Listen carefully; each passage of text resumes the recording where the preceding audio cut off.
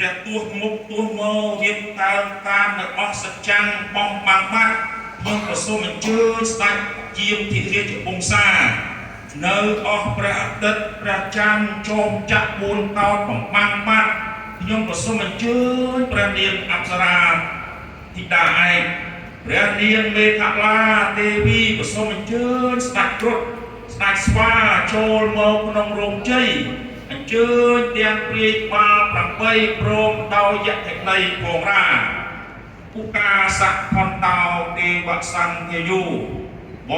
បិទ្ធខ្ញុំប្រកករណាទូលព្រះបង្គំយើងខ្ញុំក៏សូមរតនានិមន្តព្រះបរមីបងបុត្រជនបទដែលថែរក្សា